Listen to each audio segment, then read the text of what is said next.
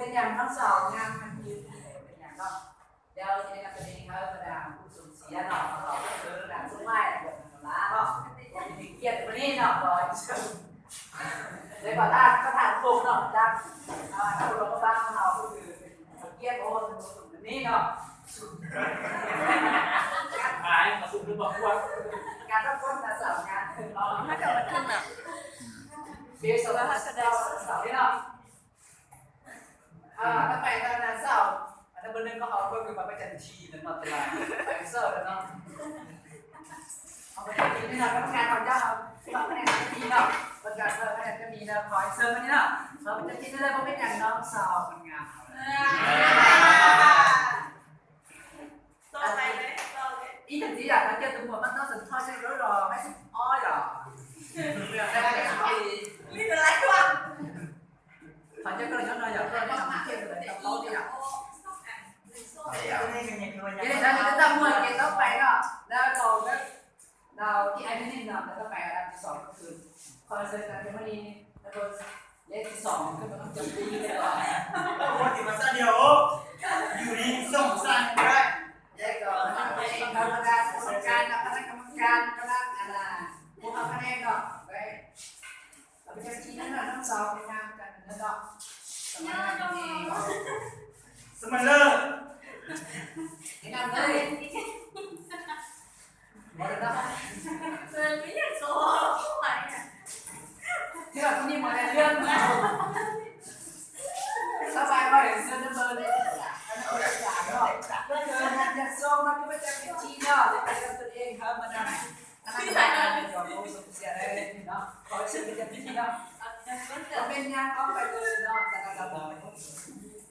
แค่ตัวเหมือนจะเสียชื่ออย่างก็แต่เราไม่ใช่ช่องจอย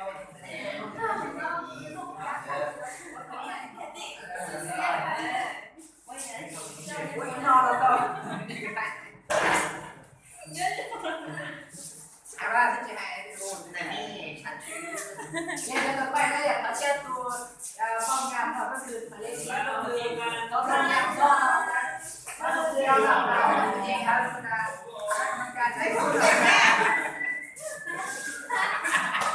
ต้องมาสนใจเราได้งานอะไรนะเขาได้ทำเองเนาะเขาจะลอง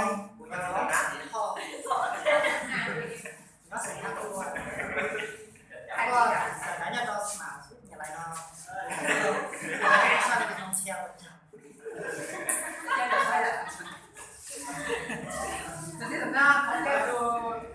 contoh ya saja di dalam itu apa saya tahu kan dokter kan kamu ada tempat tidak biasa apa aja coba usia dongไปเนาะไปเจอเขาเกี่ยวกับเรื่องเนาะอาจารย์ครับวันเขาเองเนาะคือว่ามีคนนอนเนี่ยก็มีคนใหม่เนี่ยลักษณะโอเคครับโอ้ยสโลว์วันนี้เซ่วันนี้ที่การสอนเสริมคนอยู่เอาคนสามีจะร้องเปิดย้อนตัวสื่อสารว่าสิน้อยสื่อรู้ว่าแอนโกจะทำอะไรโอเคตกได้ชุดเดียวเลยต่อเกิดเขาเรื่องสา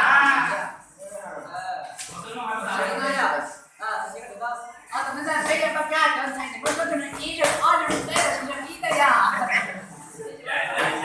sedia dia teman kalau mau tu lo dah ada ya jadi mau karena yang teman nanti icap lah dan jangan cinta berjuang ya semua anda tanya saya mesti bisa tu ya kata dia ini kata saya ใช่นะอ๋ออย่าจะเกี่ยวใส่ลูกป้าว้าแต่ก็แต่ละนั่นได้อย่างมันก็สิบห้า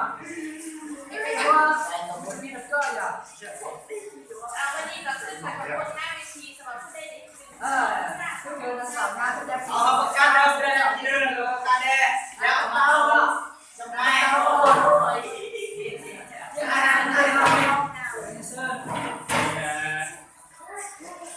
ต่อไปเนาะที่สองก็คือมาเป็นหัวเราก็คือการต้อง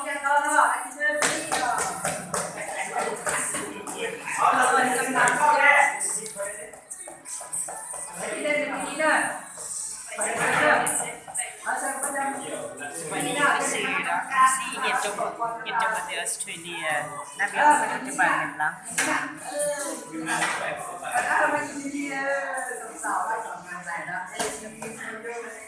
ไฟเซอร์เนาะไฟเซอร์เขาทงเนาะคณะกรรมการกับมาทำมานี่แล้วก็มามอบของขวัญเนาะพร้อมด้วยหนึ่งไปกับปึ๊บตำรา